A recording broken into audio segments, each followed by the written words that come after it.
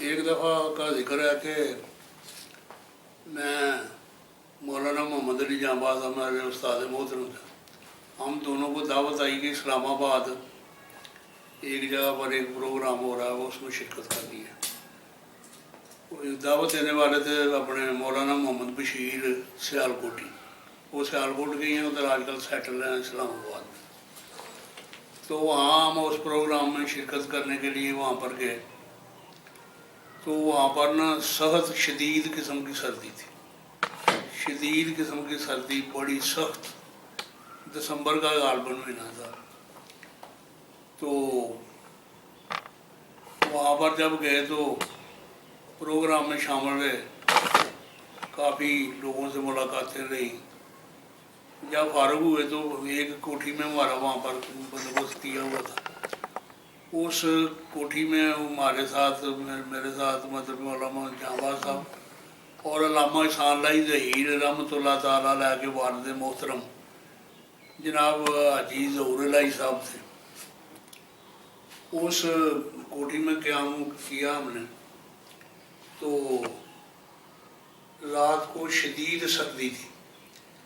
حاجی صاحب کی ماشاءاللہ صحت بہت ٹھیک تھی، اور جب رات کو لیٹے پروگرام ختم ہونے کے بعد کافی دیر کے بعد، تو حاجی صاحب نے نا اپنے سامنے جو کھڑکی تھی نا، وہ کھڑکی کمرے کی کھول دی تھی، تو بڑی شدید ٹھنڈی ہوا اندر آ رہی تھی۔ حاجی صاحب کہنے لگے، میرے ساتھ بڑی شفقت فرماتے تھے اور بڑا میرے ساتھ ان کا بزرگانہ سلوک تھا، اور کہنے لگے یار یوسف دیکھو برف پہ دیا پہ باہر بہت شدید سردی ہے، یہ دروازہ بند کر دو، یا کھڑکی بند کر دو۔ میں نے وہ کھڑکی جو ہے وہ بند کر دی، آگے ابھی میں لیٹا ہی تھا تو حاجی صاحب کہنے لگے یار یوسف تم کو تکلیف تو ہوگی، لیکن ایک بات تو پوچھی نہیں ان لوگوں سے، گھر والوں سے بات پوچھی نہیں۔ میں نے کہا کہ وہ کیا بات ہے جی؟ وہ کہنے لگے وہ بات یہ ہے کہ وہ پوچھنا تھا کہ واش روم وغیرہ کہاں ہے۔ تو میں نے کہا ٹھیک ہے ایسا میں پوچھتا ہوں۔ میں وہ اس نے جو صاحب مکان تھا، صاحب میزبان جو تھا، اس کو جا کے پوچھا کہ بھائی یہ اپنے حاجی صاحب پوچھ رہے ہیں کہ واش روم جو ہے وہ کہاں ہے۔ وہ کہنے لگا جی یہ حاجی صاحب یہ آپ کے کمرے کے ساتھ جو دوسرا کمرہ ہے اس کے ساتھ ہی وہ اپنے واش روم ہے۔ میں حاجی صاحب کے پاس گیا، حاجی صاحب کو بتایا کہ حاجی صاحب یہ ہے، ادھر ہے واش روم۔ حاجی صاحب کہنے لگے اچھا ٹھیک ہے چلو لیٹ۔ میں مطلب پھر لیٹ گیا، ابھی میں نے سونے اور جاگنے کے درمیان ہی تھا کہ میں دیکھتا ہوں کہ حاجی صاحب گئے وہاں پر واش روم میں۔ تو پھر وہ آ کے کہنے لگے وہ یار یوسف یہ بڑی زیادتی ہو گئی، پھر مجھے تمہیں تکلیف دینا پڑ رہی ہے۔ وہ یہ ہے کہ وہ وہاں پر تو انگریزی قسم کی ہے وہ واش روم جو ہے، کمبورڈ لگا ہوا ہے وہاں پر، وہ دیسی ہونا چاہیے تھا، یہاں پر وہاں پر کیسے میں بیٹھوں گا۔ تو میں آگے پھر کو بتایا، پوچھا صاحب خانہ سے کہ وہ حاجی صاحب کہہ رہے ہیں کہ دیسی قسم کی لیٹرین بتاؤ، یہ وہ کمبورڈ والی ہے۔ وہ حاجی صاحب کو جب میں نے یہ بات ان کو جب بتائی تو وہ بیچارہ کچھ تھوڑی دیر کے لیے پریشان ہو گیا، وہ اس لیے کہ وہ دیسی جو ہے نا وہ واش روم وہ اس کمرے کے ساتھ ہی جہاں پر ان کی نا خواتین جو ہے وہ آرام کر رہی تھی، سوئی ہوئی تھی۔ تو اس نے کہا جی وہ اپنے دیسی جو واش روم ہے وہ تو ادھر ہے اس کمرے میں، تو چلو حاجی صاحب کو کہو کہ وہ ادھر آ جائیں، ادھر آ جائیں، ادھر اس واش روم کو استعمال کر لیں۔ پھر میں نے آ کے حاجی صاحب کو بتایا، حاجی صاحب نے جب یہ بات سنی تو کہنے لگے اچھا چلے ٹھیک ہے اب تم سو جاؤ۔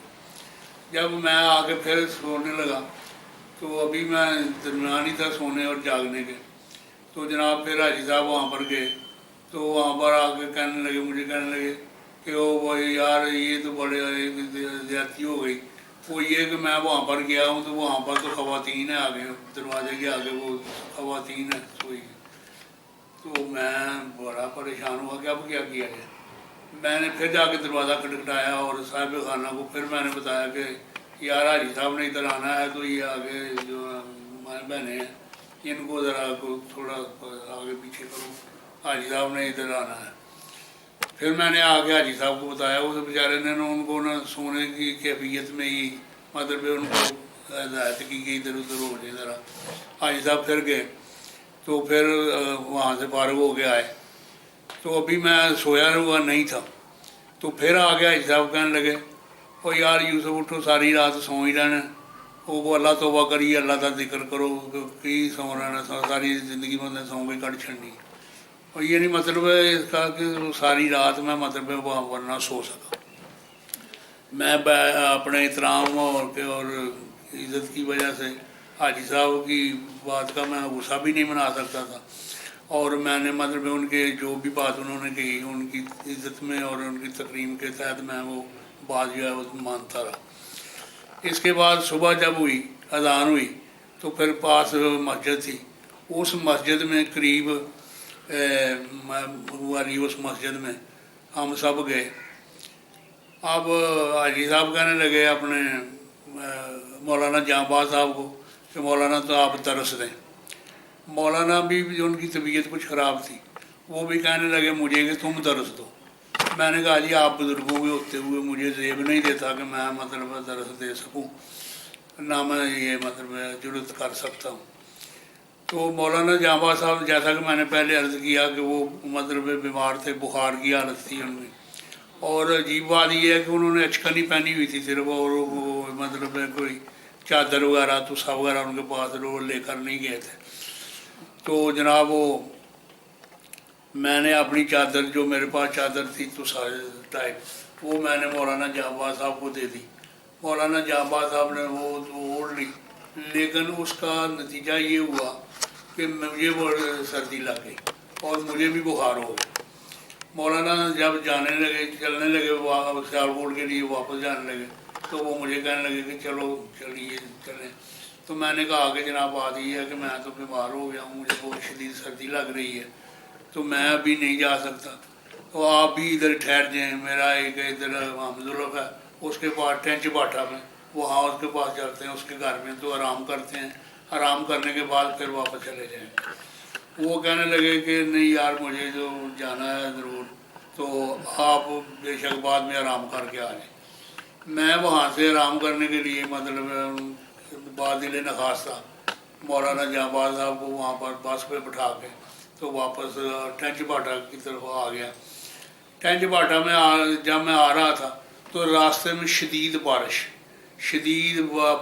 और बादल इतने ज़बरदस्त, ऐसे लगा जो अंधेरा छा गया, और साथ ठंडी हवा और बड़ी ज़ोर की बारिश जो है वो शुरू हो गई। इस हालत में मैं मतलब टेंच बाटा में जहाँ मैंने जाना था ना, वहाँ पर जाते हुए खेतों में से गुज़रना पड़ता था, मिंडों के ऊपर से गुज़रना पड़ता था, वहाँ से मैं गुज़र के जा रहा था। वहाँ पर नाला था, नाले के किनारे किनारे रास्ता एक बना हुआ था। जब मैं वहाँ पर जा रहा था तो मैंने देखा कि नड़ के दरख्त थे वहाँ पर नाले के किनारे पर लगे हुए। वहाँ पर एक आंवला अपने कुतिया जो अपने बच्चे को जन्म देने वाली थी, वो बेचारी ने शदीद सर्दी में सुखड़ी हुई और शदीद ठिठरती हुई, वो उस नड़ों में से ना अपने बच्चे को पैदाइश देने के लिए, विलादत करने के लिए वो जगह ढूंढ रही थी। मैं वहाँ पर भीग तो गया खड़ा, लेकिन मेरी निगाहें जो हैं वो उस कुतिया से ना हट सकी। मैं देखता रह गया और मैं ये सोचने पर मजबूर हो गया कि ये देखें जी, ये भी मैं तो आखिर इंसान हूँ, अब मुझे सर्दी लग रही है, मैं अपने घर जाऊँगा और वहाँ पर अपने मेज़बान के पास, वो मुझे चाय देगा, मुझे लिहाफ देगा, रज़ाई वगैरह कंबल वगैरह देगा, दवाई वगैरह मैं ले लूँगा, मुझ पर अल्लाह ताला मेहरबानी फरमाएगा।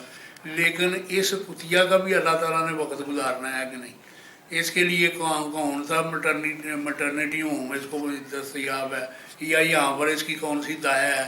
अल्लाह तबारक व तआला पर इसका तवक्ल है, और अल्लाह ताला इसका भी मालिक है, खालिक है, राज़िक है, अल्लाह ताला इसका भी वक्त गुजारने वाला है। अगर ये जो है ये अल्लाह ताला पर तवक्ल किए हुए इस तरह से अपना वक्त गुजार रही है, तो मुझे भी मतलब है कि इस बात की फ़िक्र नहीं होनी चाहिए। मैं तो इंसान हूँ, कई तरीके के जो हैं वो कर लूँगा, अल्लाह ताला मुझ पर मेहरबानी करेगा।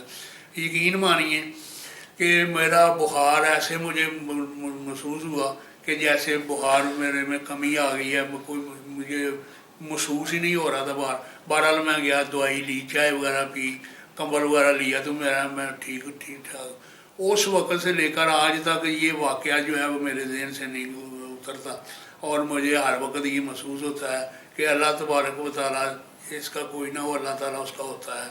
اللہ خالق بھی ہے، مالک بھی ہے، رازق بھی ہے، خالق حقیقی بھی ہے، مالک حقیقی بھی ہے، اور اللہ تبارک و تعالیٰ اپنی مخلوق پر مہربان بھی ہے اور حد سے زیادہ مہربان ہے، اور یہ مجھے واقعہ جو ہے وہ آج تک جو ہے وہ بھولتا نہیں ہے۔